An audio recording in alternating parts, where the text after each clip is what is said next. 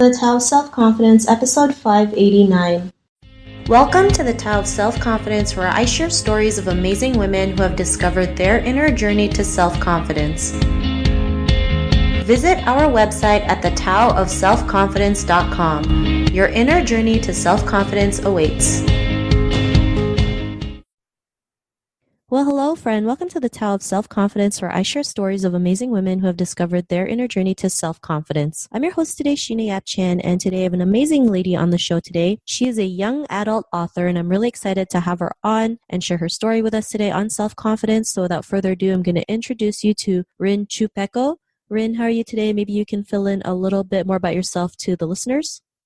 Hi, Sheena, and thanks for inviting me. I am a young adult author of The Girl from the Well series and the Bone Witch series, which is both published by Sourcebooks. And the first book of my upcoming duology, which is called The Never Tilting World, will be published by HarperCollins in 2019. Awesome. Well, thanks for sharing that. And Rin, what's your cultural background? I am a second-generation Filipino Chinese, Malay, and Thai descent. So I'm a bit of a mutt, but I mostly identify for simplicity as Filipino Chinese. Thanks for sharing that. And what would be your favorite self-confidence quote? I am a huge fan of this Hollywood actress called Mae West, and she's known for saying this line, which is, "I'll try anything once, twice if I like it, and 3 times to be sure." Thanks for sharing that. That's a great quote that you mentioned. And in your own words, how do you define self-confidence? I think it has to do a lot with learning how to trust yourself and knowing enough about yourself to know that you're making the best decision that you think would be good for you and sort of improve yourself as a person. Thanks for sharing that. And, it's a great definition. Sometimes as women, especially Asian women, it's so hard to believe in our decisions. Like, it's so hard to make our own decisions because all our lives have been told what to do. So it's really important to trust our intuition, trust our gut, and know that whatever decisions we make. Yeah, absolutely. It's like there's a culture here where you're supposed to just sort of listen and accept things from other people without really being able to express yourself more clearly, especially when compared to men. And I think it's really important for a lot of girls, especially in Asia, to sort of learn how to express themselves a lot more clearly, because that's a really key component to learning how to trust yourself and sort of get your confidence, really. I mean, trusting in yourself is the most important thing for me. Yeah, I totally agree with that. So thanks for sharing that great definition. And Rin, what was your life like before your discovery of self-confidence?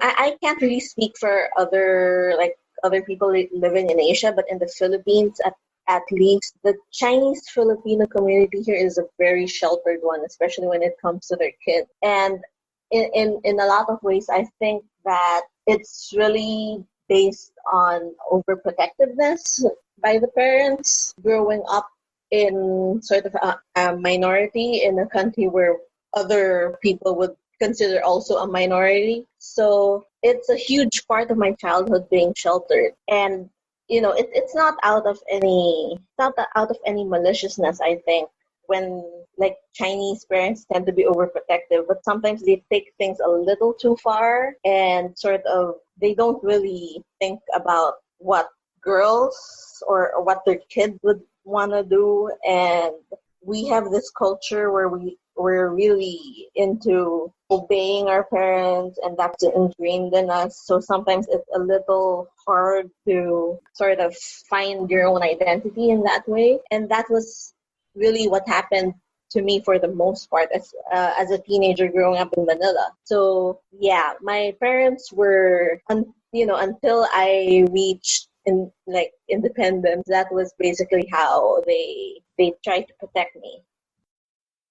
Thanks for sharing that. And yeah, growing up, especially as an Asian girl, our parents want the best for us, but at the same time, it's they've been doing the same thing that's been passed down by generations and generations, not knowing that, it's not always going to work the way it is because things change, circumstances change, and even our environment changes, right? What may have worked 50 years ago might not work now, but, it was that point in your life when you realize you can be who you truly are and, have that independence and have that confidence. What was that aha moment?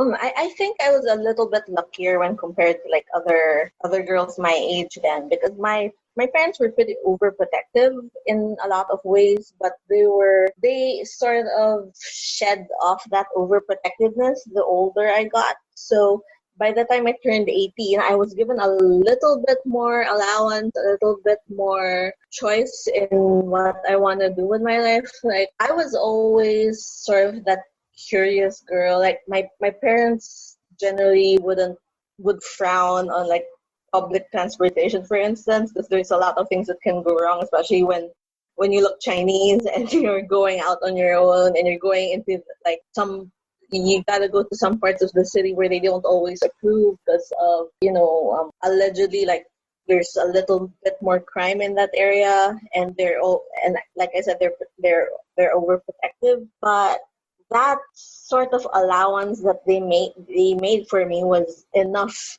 for me to start sort of forging skills for myself. Like, I got to explore Manila, for example, and in doing so, I started learning to be more independent.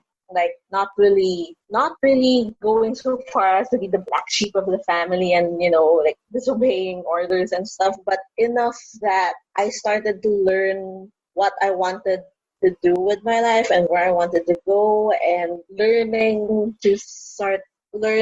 like life skills that I didn't necessarily had when I was a teenager, is big, especially, being sheltered. It started for me, I think, with learning how to speak well in public.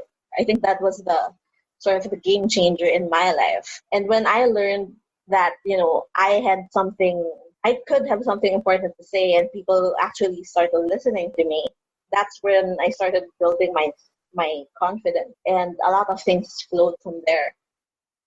Awesome. Well, thanks for sharing that. And, because of your realizations and what you've been through, what's your life been like now? I'm gonna say that confidence to me doesn't happen all at once. It happens in stages, in quantifiable stages. So I'd start with, well, I'm learning how to speak better in public and people are listening to me, and, I'm learning how to get my point across. And from there, that sort of converts itself into learning to write well, learning to write better, and being able to present myself better also for just like better connections and better interactions with other people. So it's really like, starting small and slowly building yourself up, and the trust in yourself and your confidence builds up along with it. So I think a lot of people think that you wake up one day and suddenly you're confident and that's how it works. And I don't really think that's what happens. It's learning to trust yourself in stages. Thanks for sharing that. And I love how you mentioned, confidence comes in stages because, not every day we're going to be confident. There's days we're going to be 150% confident, and there's days we're going to be like minus 1% confident. But that's life, right? It's just like a wave. It's not linear, and we have to just keep moving forward, keep pushing. Because as women, we're very resilient, right? And we don't realize that sometimes. So I'm really glad that you mentioned that. And, to the woman who's listening to your episode, she may be in her own journey to self-confidence. What would be that one tip you would give to her?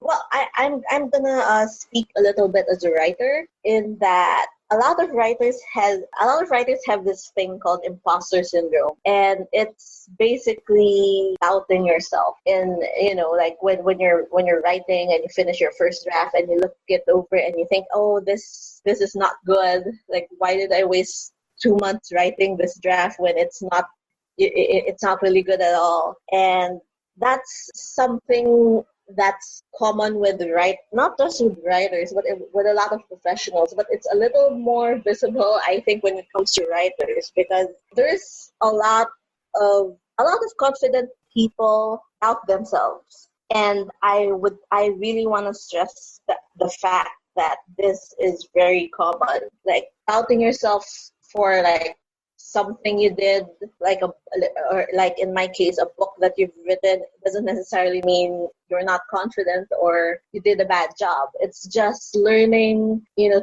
take things at a time and learning that, well, this is a draft, there's room for improvement. And I'd say that there's a variation of this in every profession. I'm just speaking as a writer.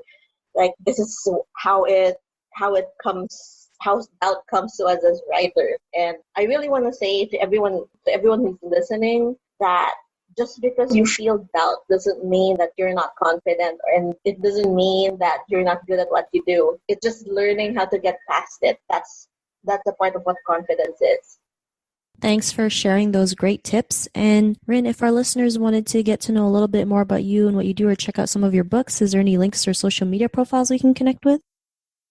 You can find me at www.rinchupeco.com. I'm also on both Twitter and Instagram as Rin Chupeco. So I'm very active in all those social media platforms. So, just send me a message or send me a DM if there's any other questions you have in mind.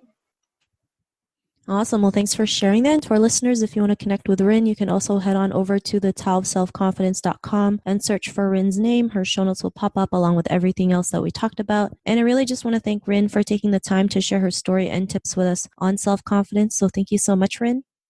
Thank you. Thank you for inviting me here. Not a problem. It was really great having you on the show. And to our listeners, be on the lookout for another new episode of another amazing woman's journey to self-confidence. And we'll talk to you soon. Bye for now. Thank you for tuning in to another amazing episode of the Tao of Self-Confidence. Please subscribe to the show on Apple Podcasts or Spotify to get your daily boost of confidence.